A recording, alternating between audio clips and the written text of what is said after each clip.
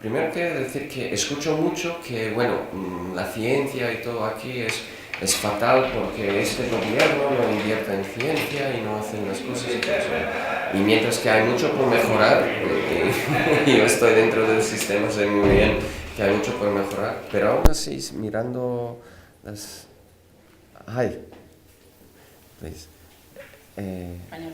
Español, bien, para todos. Bueno. Estamos en español. Entonces, creo que soy el único que no es hablante nativo, ¿no? Pero bueno, no pasa nada. Pues, oh. Empezamos de principio. Vale. Entonces, una cosa que quería comentar es que, por ejemplo, la cifra de inversión como porcentaje de PIB de España de fondos públicos en ciencia es casi igual a lo de Israel, por ejemplo, o los otros países desarrollados. Es decir, la inversión pública en cantidades, es decir, en cifras totales, no está tan lejos a los otros países desarrollados.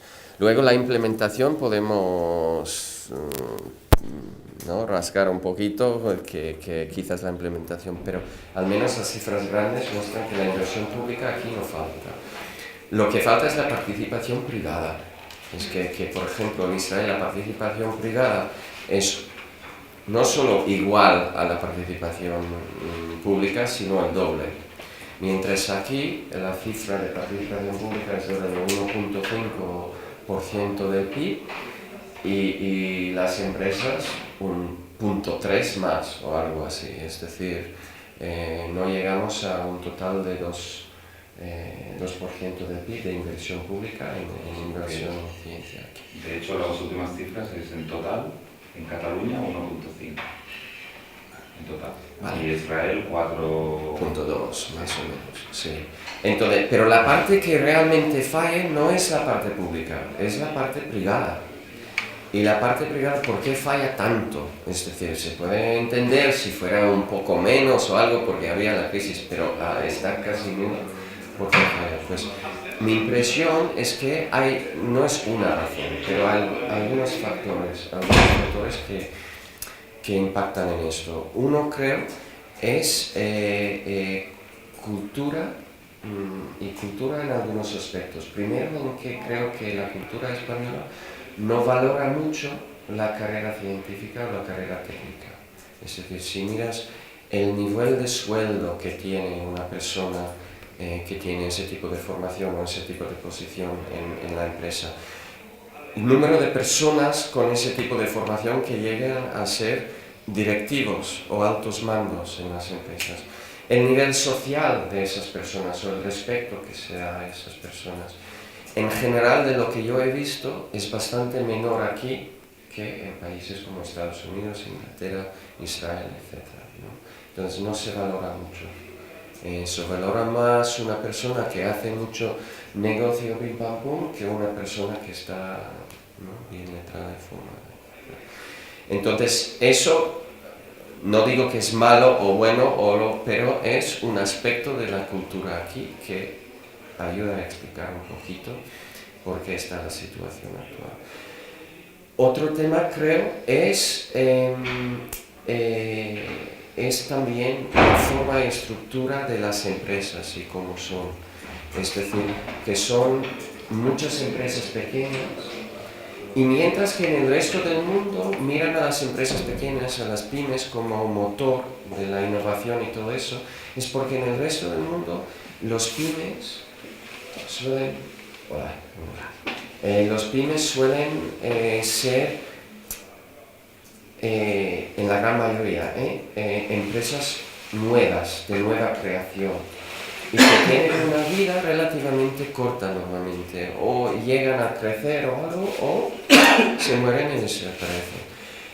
Pero aquí el pyme es otra cosa. El pyme es como la empresa familiar, o es la empresa mía que tengo al lado para hacer las cosas que a mí me gustan y quizás porque así puedo, bueno, no sé, por aspectos financieros de Hacienda o no sé qué, pues me va bien y etcétera, ¿no?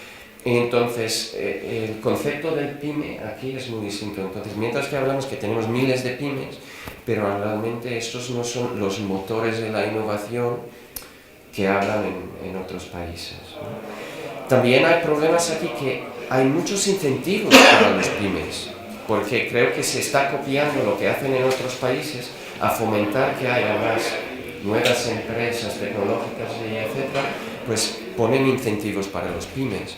Pero como el terreno aquí ya es distinto, lo que hacen estas ayudas a los pymes aquí es, en cambio de fomentar mucho la creación de nuevas, que lo hace, pero un efecto secundario es que hace sobrevivir muchas empresas pymes que no deberían, ¿no? Es decir, un pyme, entiendo aquí, está definido hasta 50 personas, ¿no? de empleados.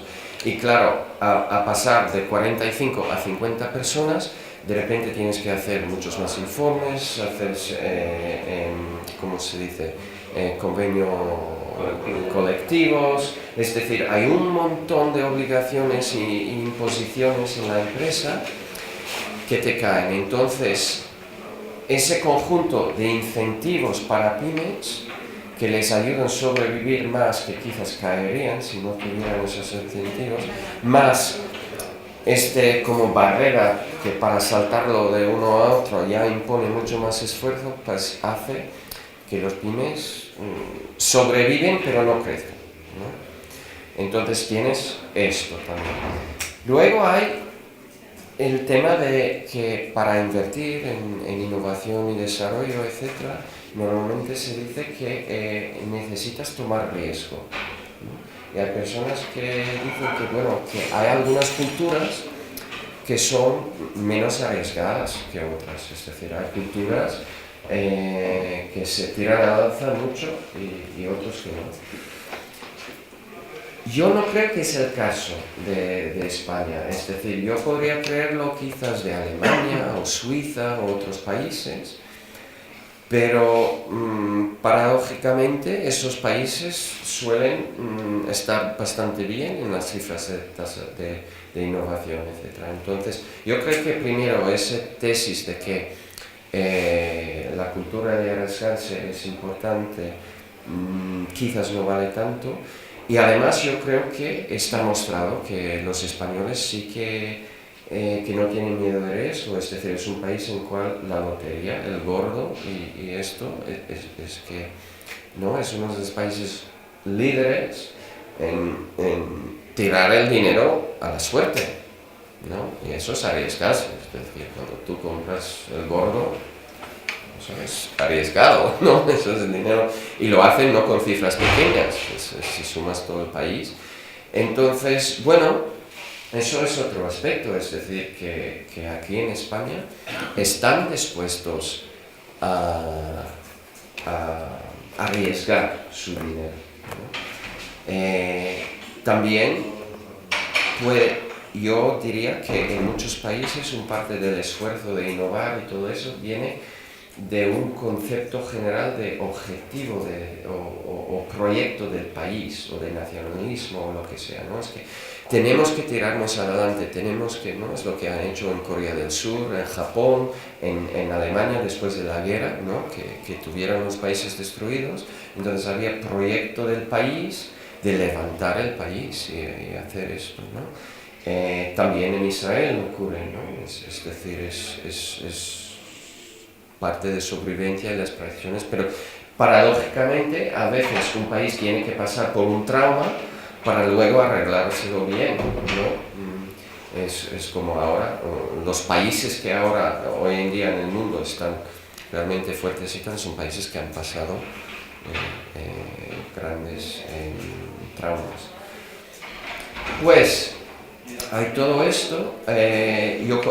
Otro aspecto de la cultura es que aquí en España no hay cultura de filantropía, ¿no? Que sí que existe en muchos países en cual el desarrollo de la innovación sigue adelante, ¿no? Si tú vas a cualquier universidad o centro de investigación o educación en Estados Unidos o Inglaterra o Israel o muchos otros países, es que cada silla, cada puerta, cada edificio tiene nombre y apellido de alguien, porque normalmente en memoria de una persona pasada, su familia, pues para recordar o dar homenaje a esa persona, pues da una cierta cantidad de dinero para que su memoria vive, ¿no?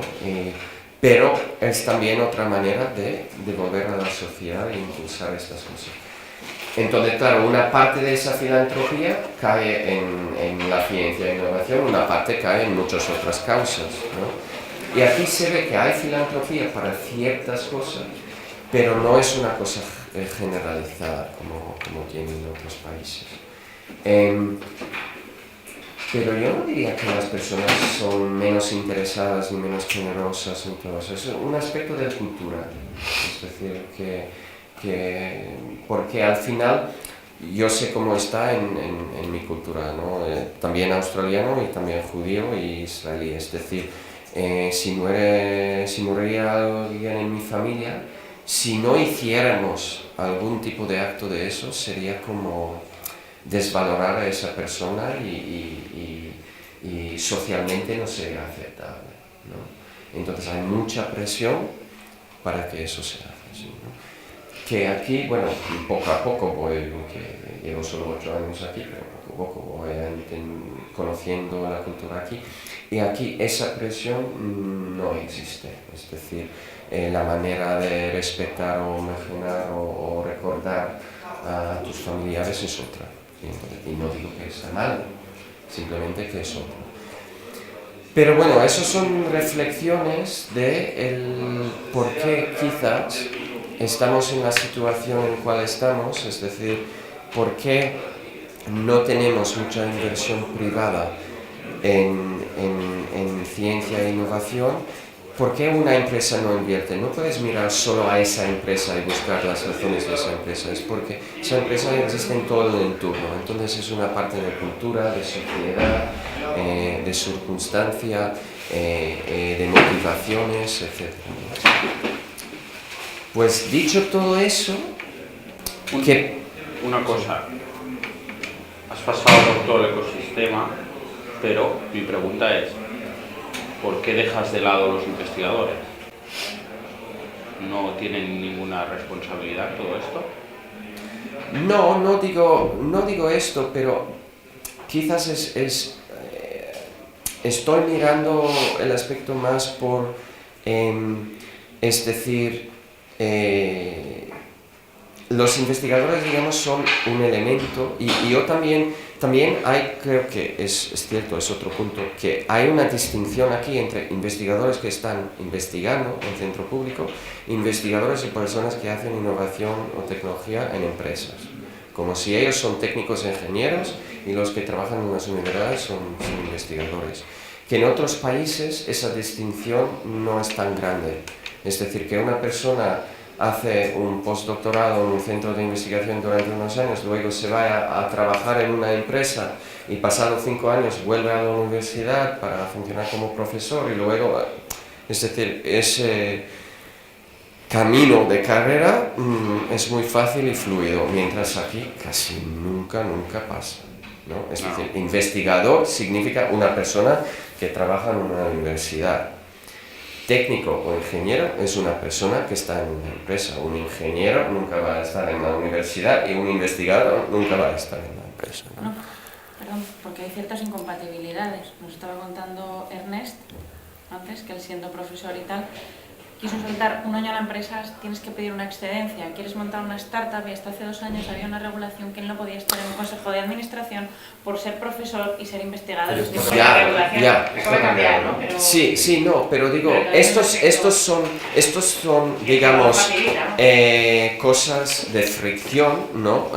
Cosas que impiden, y yo no he entrado tanto en las razones por qué o cuál, es decir, sí, existen muchos de esos que quizás en otros países no.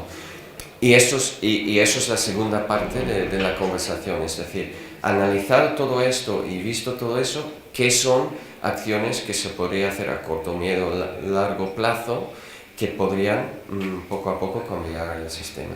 Pues hablando del investigador, yo creo que yo no creo que, o al menos de lo que yo he visto, yo no he visto aquí que hay gente o investigadores muy distintos a en otros países. Es decir, yo no veo que aquí el tipo de investigador o su calidad o su manera de ser es distinto a en los otros países en cual la cosa funciona mejor. No, pero el nivel de libertad y la capacidad funcionarial que tiene es muy distinta. Y eso me ha pasado a mí. Es decir, aquí un investigador tiene la suerte de poder investigar lo que le guste. Y en algunos casos da igual si la empresa está interesada o propone otro tipo de investigación, yo trabajo en esto. Y al final, un poco, a veces, son lentejas. Si te gusta mi trabajo, colaboramos. Si es slightly diferente, un poco diferente, ya no me interesa, ya no me meto. Y esa es la parte de responsabilidad que yo a veces le veo a los investigadores no eximo la otra, ¿eh? Vale. No. Pero yo comentaría en esto, en cual, bueno, no sé si es lo que yo he dicho cuando me presenté al principio a esto, es que yo soy apasionado para la ciencia en sí, es decir, la innovación y la vinculación con la empresa es importante, está bien, pero no es obligatorio. Yo creo que esto en España existe y existe en todos los otros países. Es decir, si tú vas a Israel, al Weizmann Institute o Hebrew University of Jerusalem y preguntas qué es la política sobre qué tienen que investigar los investigadores, y dices, están libres. Investigan lo que le dan la gana. Nosotros contratamos a los investigadores brillantes y les dejamos espacio para investigar lo que les da la gana. Si ellos quieren colaborar con una empresa en una cosa que interesa a una empresa, bien. Si no, bien. ¿Sabes? Porque hay todo el camino en el desarrollo de tecnología que tienes que hacer desde el principio hasta el fin. Y el principio es generar conocimiento.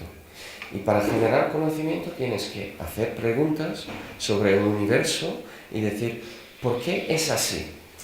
¿Por qué es así? Sin pensar en para qué podría utilizar el resultado o la respuesta cuando lo tenga, ¿no? Simplemente, ¿por qué? ¿Por qué? Y investigar el por qué, y investigarlo en la manera que... Y puede ser que tú haces un descubrimiento que enseguida cambia todo el mundo. O puede ser que tú haces un descubrimiento que tarda 50 años en estar aplicado o algo, ¿no? Es decir, entonces en esto yo no veo algo mal en que un investigador tenga libertad. Lo que veo mal es que luego las otras etapas en cual tiene que tener más vinculación con la empresa y el mercado, es que ahí no se está invirtiendo, es que ahí no se están dando poder, es decir, ¿por qué en las empresas no hay más equipos de I+D en las empresas? Es lo que te he dicho, un investigador no tiene que ser un funcionario que está en la universidad. Un investigador de carrera podría estar en una unidad de I+D en una empresa. Por ejemplo, Telefónica tiene una unidad muy grande de I+D, pero ¿cuántas empresas en España tienen unidades de I+D como esta? ¿Sabes? Entonces, en eso veo el problema. No tanto en que hay que dirigir a que un investigador en la universidad tiene que trabajar con la empresa. No, el investigador... si ha logrado su puesto es porque es un tipo que busca la libertad de investigar. Y yo creo que el sitio adecuado para esto es la universidad. De todos modos, sí, o sea, yo yendo un poco a este tema que tú dices de o sea, por ejemplo, en Cataluña, y esto se repite mucho, ¿no? Tenemos un nivel de ciencia espectacular, generamos el 1% de la ciencia a nivel mundial y somos el 0,1% de la población. Tenemos un nivel de publicaciones y de impacto de estas publicaciones no comparable, sino incluso superior a Alemania por millón de habitantes. a Israel en muchos campos, etc. Y luego, en cambio, no tenemos esta traslación, ¿no? Entonces, hay muchos factores que al final acaban confluyendo en lo que tú comentabas del riesgo. O sea, yo creo que las empresas españolas o catalanas y las empresas finlandesas, alemanas o israelíes no son tan diferentes desde el punto de vista de actividad económica. Lo que pasa es que, es decir, no somos ni mucho más aquello que repulsivos al riesgo, como tú decías, ni somos más tontos, pero en cambio apostamos menos por el no. Y dices, ¿aquí qué pasa? Entonces hay una serie de factores, o sea, por ejemplo, yendo a un caso totalmente diferente, ¿no? Yo hace un par de años estuve en Flandes. Flandes es una región del norte de Bélgica que es bastante comparable a Cataluña en términos macroeconómicos y en términos poblacionales, incluso en términos de peculiaridad en cuanto a la lengua, cultura, etc., ¿no? Entonces, un PIB prácticamente, un GDP prácticamente como el catalán, 200.000 millones, un PIB industrial igual. Entonces llega un momento que dices, no, pero en cambio en inversión en innovación están casi al doble. Entonces, la inversión pública en investigación es prácticamente la misma que en Cataluña, unos 800 millones de euros al año, 800, 900. Pero así como aquí la investigación es básicamente para el sistema público de investigación, en Flandes es 50-50. La mitad sistema público de investigación, la mitad incentivos para la investigación industrial, que puede ser subcontratación o sea, incentivar las relaciones con el sistema público también. Con lo cual, primero, estrategia. ¿Cuál es la estrategia del país? Y decisiones, aquello, valientes, es decir, porque la investigación por la investigación no te asegura un retorno económico en el sitio, te asegura un retorno económico global, si tú quieres. Si aquí descubrimos algo, una vacuna contra la tuberculosis, a lo mejor luego se monetiza en una empresa de Estados Unidos o de Israel. Entonces, primero estrategia. Lo segundo, la estabilidad esta de decir, bueno, Cataluña no ha llegado hasta aquí porque sí en investigación. Hace los años 80 había universidades que a nivel de formación eran muy buenas, pero se empezó a invertir fuertemente en investigación. Entonces, ya ha habido una estabilidad en presupuestos y cómo se asignaban esos presupuestos. Lo que no ha habido es una estabilidad en las políticas de innovación, ni una acción decidida a compartir el riesgo con las empresas. Para que una empresa diga voy a invertir 2 millones en un proyecto de I+D, que si me sale bien ser el líder del sector, con lo cual generaré nuevos puestos de trabajo y más impuestos, si la empresa factura 1 millón de euros, el riesgo es demasiado arriesgado, es demasiado alto. Pues aquí es donde hay que compartir el riesgo, hay que entrar y tiene que haber políticas públicas decididas. Y esto pasa en todo el mundo. En Israel hay 450 millones de euros al año de la Chief Science Office para proyectos de investigación privados. O sea, y después temas regulatorios. Yo siempre explico el caso de no recuerdo muy bien cómo se dice en Estados Unidos, la Bail Act o algo así. En el año 80 dijeron cualquier investigación que lleva a cabo una empresa financiada con dinero público federal, excepto para uso militar, se la apropia la universidad, puede utilizarla a nivel público, para su interés. Entonces, claro, a partir de aquí, ¿qué pasa? El número de patentes, el interés comercial de la universidad sube. Y, por ejemplo, el último caso, el Siri, un caso que este sistema de reconocimiento de voz del iPhone sugiere un proyecto de inteligencia artificial financiado con dinero público americano, pero que después se lo queda a Stanford y crea una spin-off. Y al final viene Steve Jobs, se lo compra y lo incorpora, ¿no? O sea, pero que hay estos mecanismos más o menos sofisticados, pero al final se acaban reduciendo a compartir el riesgo y... Sí, y yo creo que estas políticas públicas tienen un papel, pero no son el todo. Es decir, no explican el todo.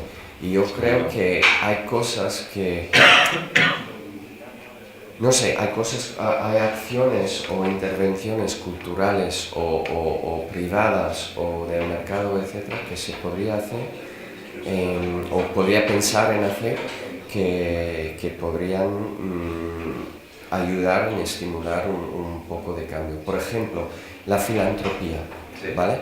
Que tiene muchísima importancia en todos estos. Es que tú vas a Stanford o Israel o al MIT, de Expanded Center, el de Expanded Center son 20 millones de dólares que donó una familia para cubrir el Death Valley, para cubrir la parte de valorización. Sí. Es donde no entra ni el inversor ni ni el dinero público.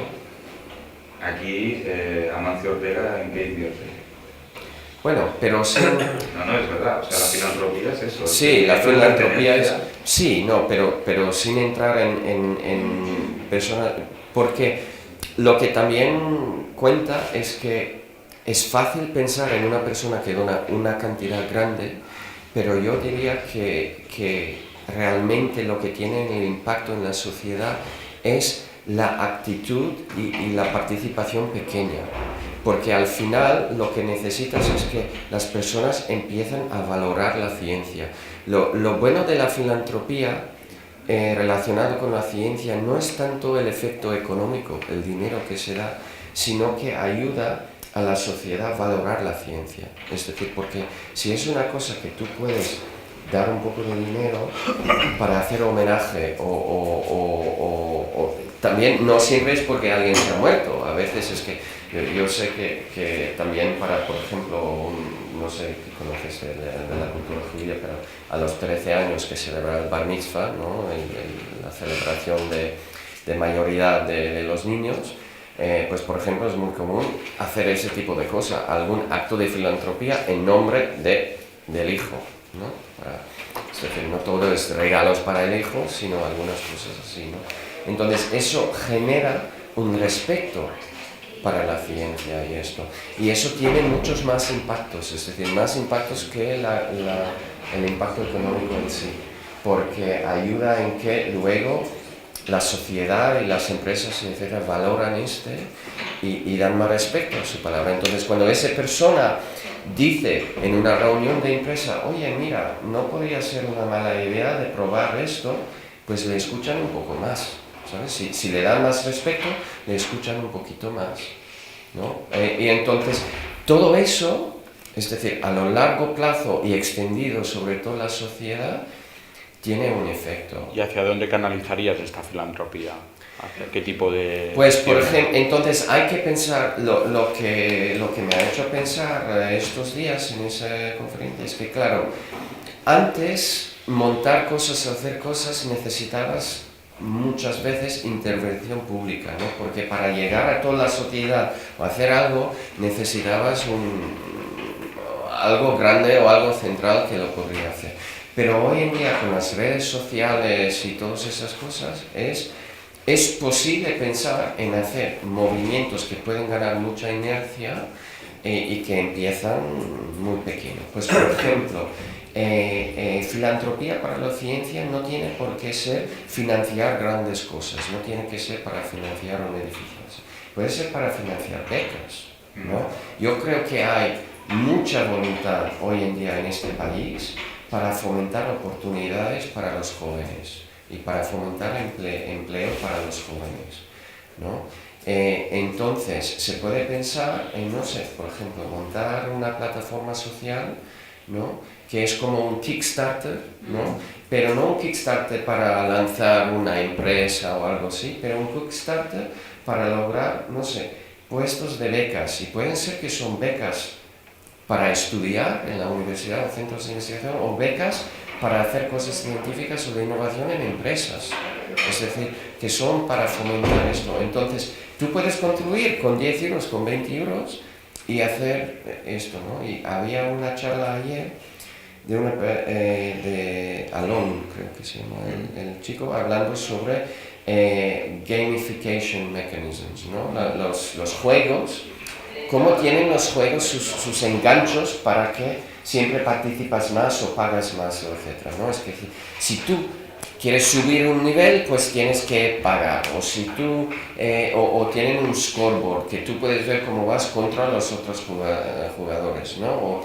Es decir, hay cosas, o tú pones un objetivo colectivo, que todos los jugadores tenemos que llegar a 1 millón de puntos acumulados, ¿no? Entonces, está bien estudiado estos mecanismos en gaming para enganchar a las personas, ¿no? Porque es toda una industria y una ciencia. Entonces, se puede aplicar algunos de estos y en cambio de simplemente abrir una plataforma e intentar hacer publicidad, pues danos dinero porque esto, pues lo haces como un poco de juego. Haces equipos, haces distritos o lo que sea, lo divides como quieras, pones objetivos que si logramos ese objetivo, pues el gobierno ponga esto o esa empresa privada o esa familia rica pondría esto si la comunidad logra esto, ¿no? Y pero por ejemplo, hay maneras. en Cataluña, o sea, yo lo único que discrepo es sobre el reconocimiento social del científico. Yo creo que el científico tiene un reconocimiento social muy importante en Cataluña. O sea, el señor Guinovar, que está por aquí, es una eminencia y sale continuamente o periódicamente en La Vanguardia, en periódicos, y después esto, cuando llega, por ejemplo, la maratón de TV3, que en finales de año se hace un día en el que donar dinero para hacer proyectos de investigación relacionados con una enfermedad, recaudan 15 millones de euros. Sí, con pero donaciones de 10, de 5, de... Sí, es exactamente cada país hace eso, eso. Sí, si me permitís. Sí. Yo creo que hay un hecho cultural muy típico de este país, y Cataluña, España, quizá en el sur del Mediterráneo, que es que está mal visto ser rico. Está mal visto culturalmente ser rico. Eso sí. Y mucho más peor si encima lo expones. Triunfan las microdonaciones que no pones el nombre, pero si tienes que poner el nombre y has de dar $1 millón de dólares o de euros a una universidad, lo primero que pensarían es que quieren que tus hijos aprueben con sobresaliente. No existe esa cultura, sino al contrario, un prejuicio contra la riqueza. Pero hay que fomentar el cambio, o sea, la gente... Sí, pero no os olvidéis, porque ese sí que es un hecho diferencial. En lo demás, en el riesgo, yo creo que somos muy parecidos. Sí. Yo os puedo contar, yo soy arquitecto, he sido 30 años arquitecto, sigo siéndolo. Mi gran enemigo cultural, que me han enseñado desde la universidad hasta mi práctica profesional, era mi cliente. O sea, el gran mal de mi profesión era mi cliente, lo cual es esquizofrénico, ¿no? O sea, la persona que me tenía que generar el trabajo era mi enemigo. En arquitectura es tremenda esa dicotomía que existe, ¿no? Y ese desequilibrio. Al final me he hecho promotor, me he convertido en mi enemigo. Pero es que creo, y tengo alguna relación con la universidad, que evidentemente en la universidad donde los científicos y los investigadores desarrollan, ¿no? En cambio, fuera de la universidad hay muy poca conexión empresa-universidad, y creo que en buena parte por eso, ¿no? Porque los científicos, en general, en cualquier... no tienen buen rollo con la empresa. Parece que cuando un científico empieza a colaborar, empieza a ganar dinero con una empresa, deja de ser científico, la casta científica lo empieza como a rechazar y tienes que ser pobre, progre, para ser un gran científico. Y creo que ese punto es el que yo no sé cómo hacerlo, porque eso supongo que viene de una tradición de cientos de años, seguramente porque las clases poderosas pues, que hemos tenido han sido lo que han sido, ¿no? Pero me parece fundamental en otros países, por ejemplo en Israel, en Estados Unidos, es totalmente al revés. Tú dices que eres millonario, pues es casi una cosa que puedes poner con mucho orgullo en el currículum. Y aquí parece que tienes que ir escondiéndolo. Por eso a veces no funcionan las donaciones o este tipo de cosas. Cuestión religiosa simplemente. El catolicismo enfrente del judaísmo y enfrente del protestantismo. Posiblemente. Puede ser Posiblemente. que tenga... Pero, por ejemplo, aquí... El caso de Estados Unidos, si hablamos de estimulación a la filantropía, que hablamos de temas culturales como puede ser en Israel o la presión social, el caso de Estados Unidos no es precisamente una sociedad filantrópica culturalmente. pero el estímulo claramente es la deducción fiscal. También. O sea, las Ahí grandes voy. ventajas Ahí fiscales que hay en Estados Unidos no las tenemos en nuestro Ahora país. se está trabajando una ley de la Se está filantropía en España, trabajando, pero que es un en desastre. Estados Unidos es mayoritariamente Sí, sí. el estímulo a las grandes Totalmente. donaciones. Y el a la poner La de- cultura se puede cambiar. Y el ponerte en la Sí. universidad como en la lista de donantes. Pero yo diría que son los dos, ¿eh? Porque si miras la Seguramente. historia de filantropía en los Estados Unidos, es por ejemplo Stanford University, es porque el rico Stanford, que murió su hijo, dejó toda su fortuna para fundar la universidad, ¿no? En su Pero nombre. es un caso. No, pero No, había pero no, muchísimos. en arquitectura. Es que cada ciudad tiene grandes instalaciones. Grandes firmas. Guggenheim, Pratt Institute, hay montones, pero de otro modo se morirían porque no tienen estado de... No hay...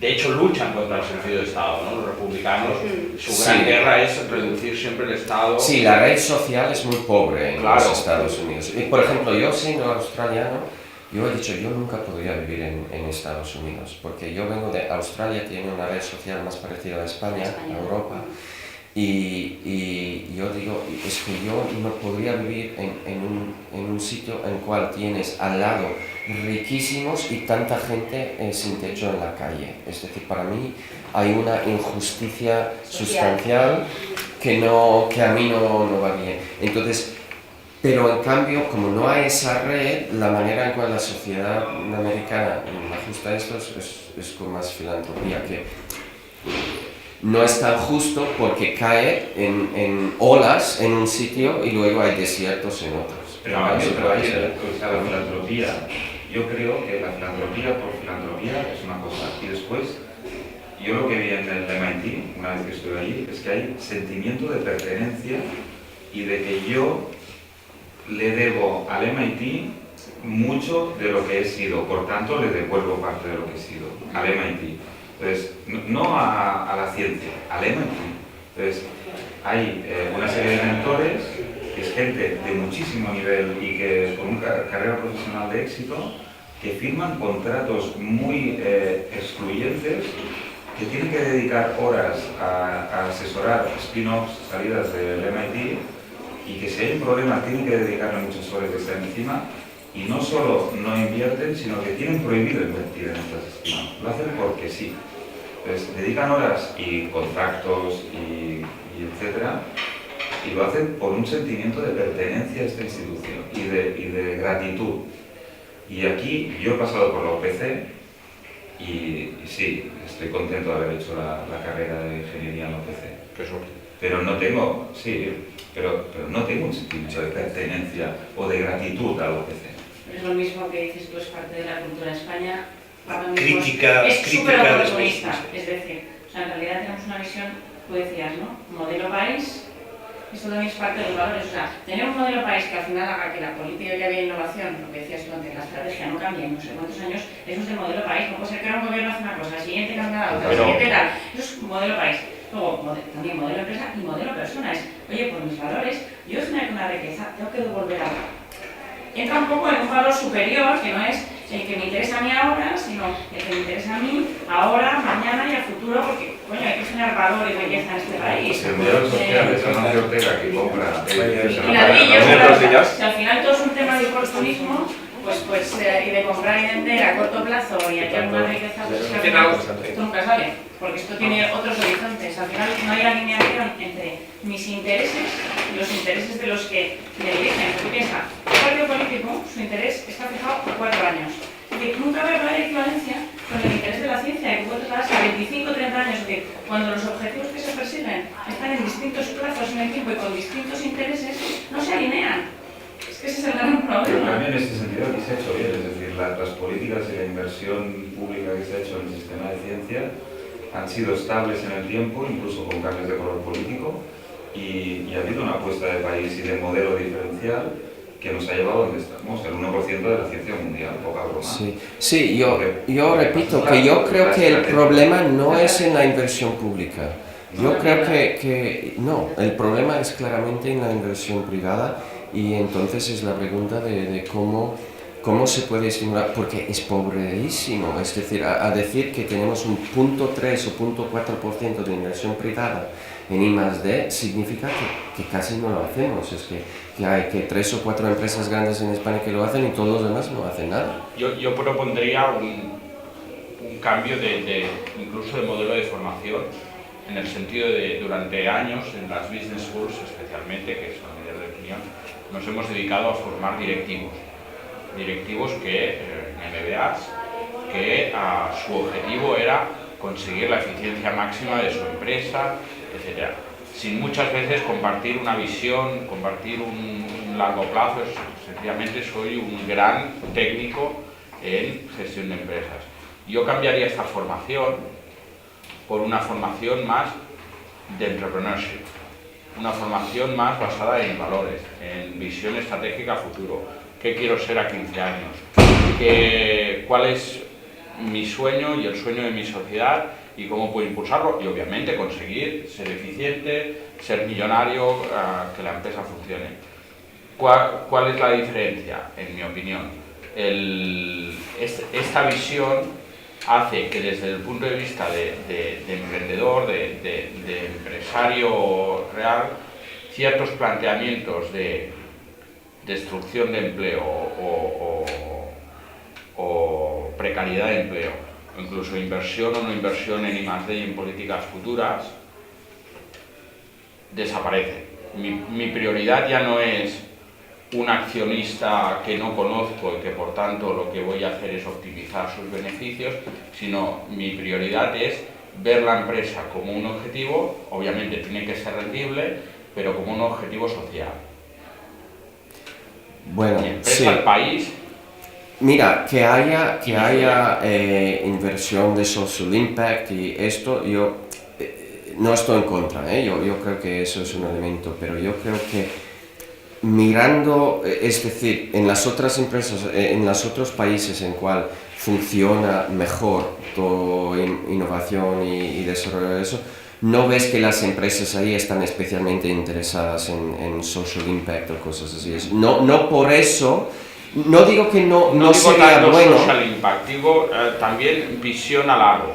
Sí, pero yo diría que al final la gran mayoría trabajan para el beneficio de sus accionistas.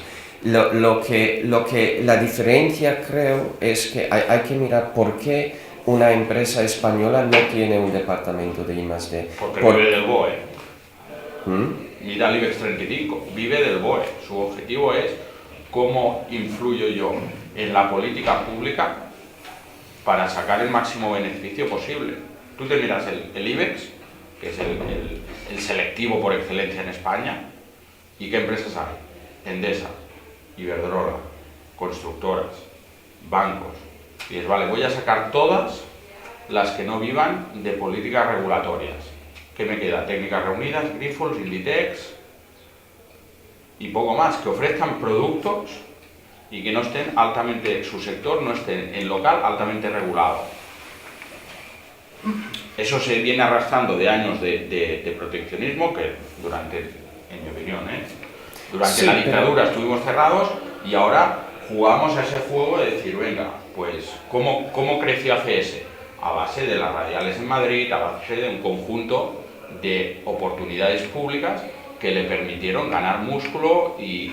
Bueno, puede ser, pero apartando a eso y mirando la gran cantidad, digamos, de empresas medianas y cosas, porque una empresa no tiene que ser una empresa tan grande para tener un departamento de I+D. Yo he trabajado en otros países en empresas que tenían 120 personas, 150 personas, 200 personas y tenían un departamento de I+D. Es decir, no tienes que estar, ¿no? Un departamento de I+D puede ser 3 personas, puede ser 5 personas y pueden estar trabajando en New Product Development y cosas así vinculados a la universidad, etc. Es decir, no tienes que construir un cohete especial para hacer I+D, ¿no? Puedes trabajar también en alfombras y hacer I+D. Pero necesitas trabajar para Volkswagen o necesitas trabajar para... O sea, necesitas también que las tractoras te lleven. No, lo siento. Yo creo que si tú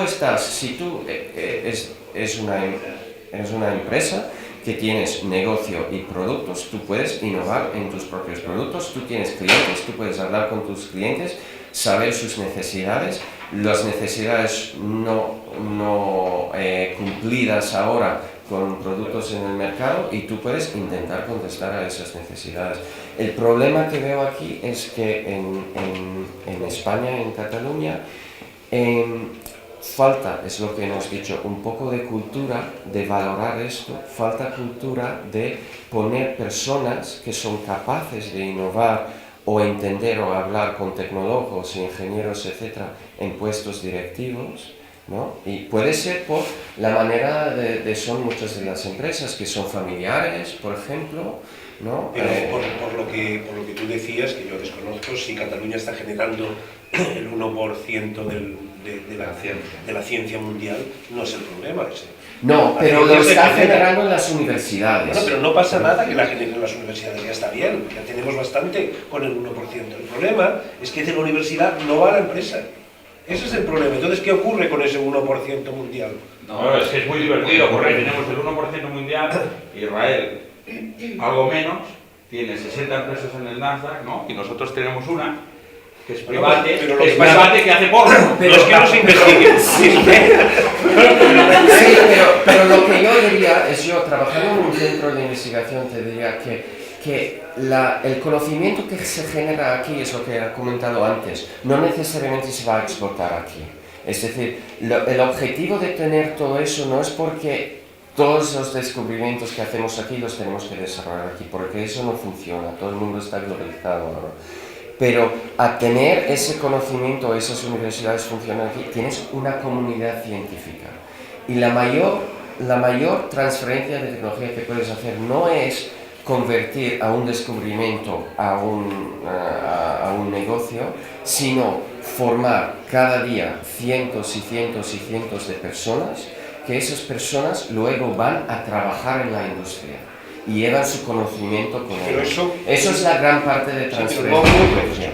Entonces no generemos más investigadores si no se prepara esa transferencia. No, porque es la primera pasaremos... misión, o sea, Sí, no, bueno. típicamente se habla de las 3 misiones, ¿no? Formar, generar nuevo conocimiento y transferir conocimiento. Pues yo creo que en Cataluña, primera y segunda misión la tenemos más que cubierta, o sea, estamos haciendo excelente trabajo. Bueno, yo discrepo, porque yo creo que la parte es decir, de formar a la gente, se forma a la gente, pero ¿qué hace esa gente? Es decir, si una persona está formada como ingeniero y luego va a trabajar como camarero, pues el sistema ha fallado. Entonces, el ingeniero formado tiene que ir a trabajar en una empresa, en un puesto en cual desarrolle su esa es la parte que falla. Pero, y eso es la parte. Bueno, tenemos, o sea, el tejido empresarial es el que es. Entonces, las empresas, si necesitan innovar, lo harán, porque si no, desaparecerán. Entonces, lo que yo digo, sobre todo en algunos sectores, o sea, si estás en automoción, es que no te puedes permitir no hacer innovación, porque estás fuera, no tienes cartas para jugar. Pero el tejido es el que es. Entonces, o bien pones incentivos y derivas como mínimo una parte de la inversión pública a que estas empresas puedan asumir riesgos que hoy en día no están dispuestos a asumir, contratando a la universidad, etc.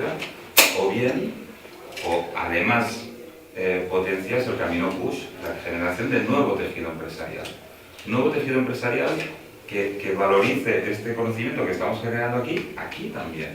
O sea, el hecho de que salga una empresa del clinic y que con un proyecto muy novedoso, etcétera, pero necesita N millones de euros hasta llegar a convertir esta molécula en un producto y la financiación lo encuentra en Estados Unidos y acaba el headquarters allí y generando puestos de trabajo allí, etcétera, esto es un mal negocio. Hombre, es un mal negocio. En cambio, es una oportunidad perdida, no solo los puestos de trabajo de ahora, sino de regenerar o de crear un nuevo tejido empresarial y un nuevo ecosistema empresarial a medio y largo plazo, que es al final lo que queremos. O lo que sí pretende es mantener infraestructuras de investigación absolutamente faraónicas que nunca van a trabajar para empresas de aquí. Es más, que empresas de aquí lo intentan trabajar y te dicen no tiene suficientemente caché como para trabajar para mí, y la estamos manteniendo entre todos. Sí. Léase, que es el ALBA, el supercomputing y todo esto. Y dices, ¿por qué estamos haciendo esto? Y sí que la ciencia vive de la globalización, pero entre mucho y muy poco, ¿no? A veces, digo, La ciencia es global, la tecnología es local. Sí. Pero también hay una cosa que a mí siempre me cabe la duda. Yo he estado toda mi vida en la empresa y últimamente me dedico a visitar muchos centros de desarrollo tecnológico. Y cada vez que me dicen el número de centros con un titulito de transferencia de tecnología N, digo, pero vamos a ver, yo como esta lista no la tengo a mi disposición, porque si las empresas simplemente conocieran todos los grupos de investigación que hay en todas las universidades, sería como un catálogo. Bueno, que a mí me interesaría simplemente que hay unos tíos que lo hacen en Sevilla, que hay unos tíos que lo hacen en Cataluña, que hay unos tíos que lo hacen en Galicia. Pero es que yo, ¿dónde? O sea, quiero decir, vosotros porque estáis dentro de la comunidad científica, los manejáis, los tenéis y los sabéis. No. Pero a nivel de empresa, y ni vosotros. Pues más allá, si no lo sabéis vosotros, que sois la comunidad científica, es que en una empresa a lo mejor un tío que hace alfombras y ya cómo puede hacer esta alfombra para que cuando se caiga una mancha pues mira, lo repela, ¿no? Y eso, esa información no la hay. O sea, hay, ¿sabes por qué no la hay? Hay una lejanía tan grande, o sea, que si ya ni a nivel de información yo tengo un catálogo para decir, anda, coño, que hay un grupo de unos tíos que sobre tejidos, Pero esto ¿cómo sí se que repele? es la incorporación de doctores en empresas, la incorporación de gente que sepa... Pero ni aún así, que imagínate que yo aún no he contratado al tío. Simplemente quiero hacer un experimento y quiero destinar este año, pues no sé, 3.000 euros a cada mes, te digo una cosa. Y hay un grupo de transferencia de tecnología, y no se sabe dónde en España, que me puede hacer unas pruebas sobre el tejido este de la lana para que sea repelente, porque esta es una alfombra para un cuarto de niños, y todos sabemos cómo terminan las cosas. Es que no tengo ni acceso, ni sé qué no está haciendo. Y a lo mejor a ese grupo de investigación que le enchufen 3.000 euros este año, pues hace que tenga becario en marca, a lo mejor lo vean en una empresa, que lo que sea. Es que no hay ni la información. O sea, es que es una lejanía, pues como... No, pero igual vas a trabajar con ellos y te dicen, mira, no me interesa. No me interesa. No me interesa, pues Porque, es eso que porque me vas a pedir resultados y ¿qué quieres que te diga? Yo estoy aquí, hago mis cosas y a mí no me titulan, no me apetece nada, porque es una obligación práctica, ¿no? Pues es que ahí está el desfase, o sea, ahí está la crítica que has tú antes. Por lo menos las universidades catalanas, nosotros lo sabemos, yo tiene un departamento que se llama el Consell Social, ¿no? Que es la vinculación, Consell Social. Pero luego hay un departamento que es el trampolín o la oficina de transferencia. Yo te voy a hablar un poco del que sé a través de la Rovira i Virgili. Ese departamento, en principio, es una cosa que debería ser muy potente, que trata las relaciones empresa-universidad. Ahí colocan a un señor que tiene que ser un señor de empresa con un cierto nivel para que organice ese departamento y precisamente se dedica a lo que tú estabas diciendo que no está funcionando. ¿Qué ocurre? Pues que el presidente del Consell Social, en vez de ser un señor que dedique horas y tenga un salario o lo que tenga que tener con un departamento, pues suele ser un figurón que les interesa un cargo medio político, colocarlo allí y ese departamento, el de enlace, es el que no funciona. Y si ese no funciona ya podemos seguir investigando. Es que no es un departamento, es un organismo. Es un bueno, órgano de... Sí, un organismo. No, es un órgano de un consejo que se reúne periódicamente y que intenta después influir en las políticas internas de la universidad. Y si ese consejo no funciona, pues no funciona el lazo. Pues y es muy sencillo. Fíjate, una universidad, tú eres investigador, tienes esa libertad de investigar lo que quieras. Y se da la asociación de propios grupos, ya no solo investigadores, grupos trabajando en lo mismo, compitiendo a veces por proyectos iguales, que sencillamente ni la propia universidad tiene manera de ponerlos en vereda y decir, oigan, ustedes, no vamos a tener 3 grupos haciendo lo mismo, pónganse de acuerdo, intentemos coordinarnos todos.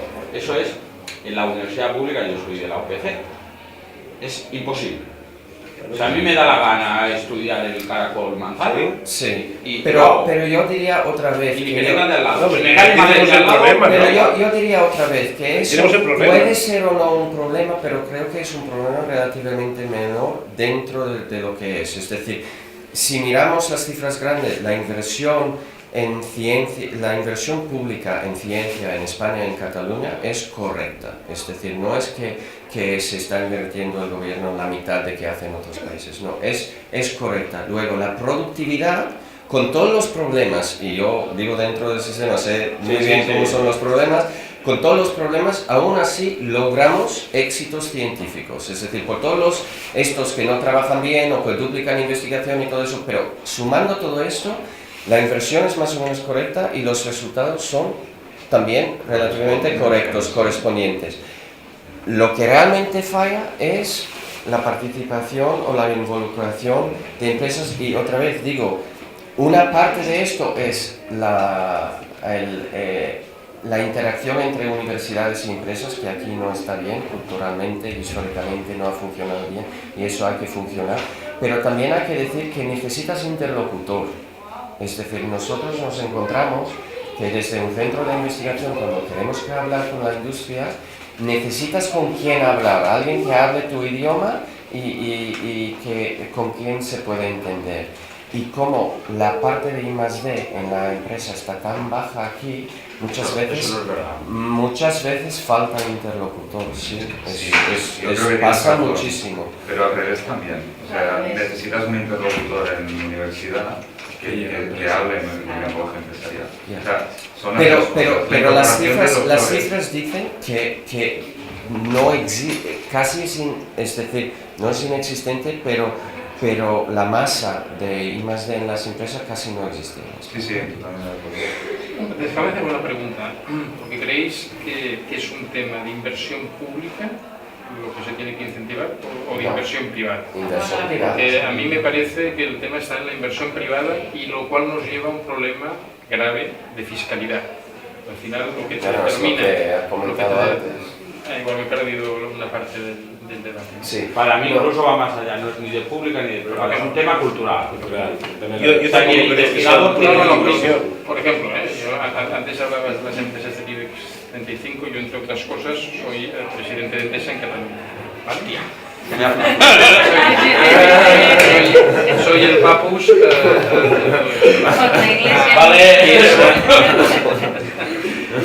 Pero la industria eléctrica representa prácticamente el 20% del I+D en España, ¿vale? Pero tienes un problema de fiscalidad muy importante. Porque, por ejemplo, todos los problemas de la tarifa, tú tienes tarifas desfiguradas por los impuestos. Tienes toda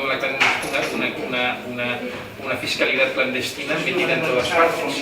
El I+D no está favorecido.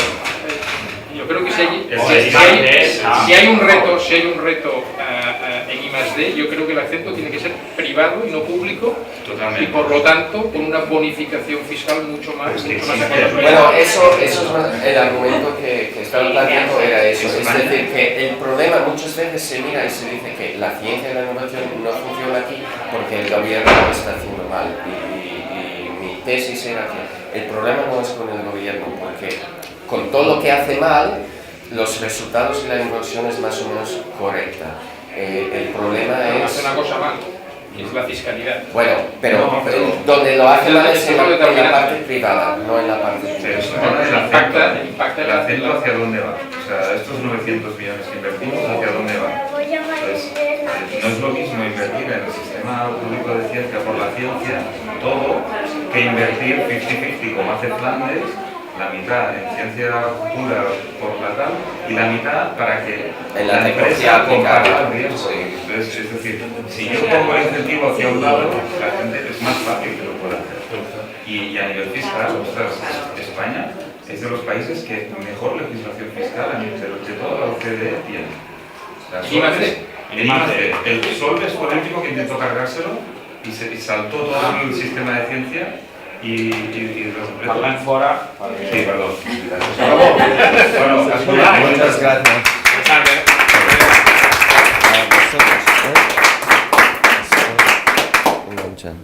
Hay que dar pasitos.